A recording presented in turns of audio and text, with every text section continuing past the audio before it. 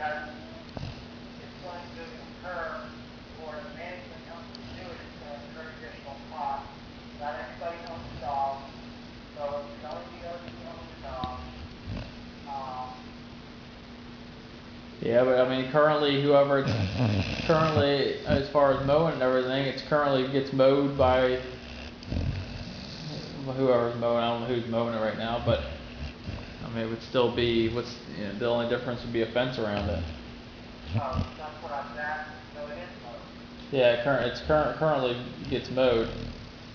I don't know how often it does.